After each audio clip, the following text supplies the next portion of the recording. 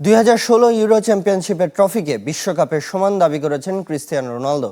জানিয়েছেন তার আগে পর্তুগাল কখনোই শিরোপা জিতেনি। শেষ বিশ্বকাপ হলেও আন্তর্জাতিক ক্যারিয়ারের ভবিষ্যৎ নিয়ে তাড়াহুড়া করে কোনো সিদ্ধান্ত নিতে চান না CR7।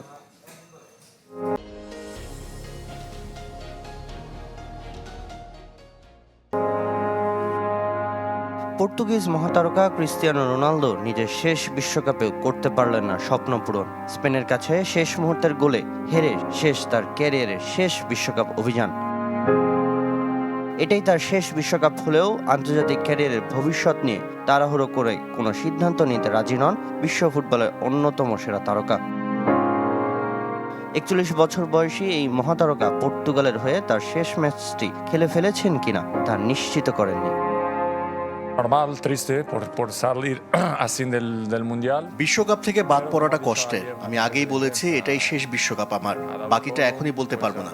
পরিবারের সাথে থাকতে চাই, হঠাৎ করে কোনো সিদ্ধান্ত নিতে চাই না। Este es el fútbol, esta es la vida de... পর্তুগালকে 2016 ইউরোর পাশাপাশি 2019 ও 2025 সালে নেশনস লিগ জেতানোর পিছনে অন্যতম কারিগর ছিলেন CR7। জাতীয় দলের হয়ে বিশ্বকাপ না জিতলেও এসব অর্জনে বিদায় বেলায় সন্তুষ্ট 5 বারের ব্যালন ডি'অর জয়ী তারকা। La verdad que fue mi último mundial.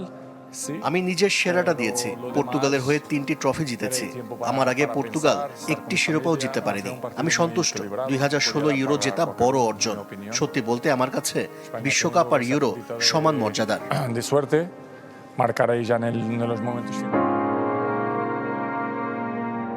তার বিদায়ের সাথে পর্তুগিজ কোচ হিসেবে অধ্যায় শেষ করেছেন রবার্তো মার্টিনেসও। আগেই বলেছিলেন বিশ্বকাপের পর দায়িত্বে থাকতে আগ্রহী নন তিনি। বিশ্বকাপ থেকে বাদ পড়ার পর মেয়াদ বাড়াবেন না বলে জানিয়েছেন 52 বছর বয়সী স্প্যানিশ এই ট্যাকটিশিয়ান। সামিনী আসার, চ্যানেল 24।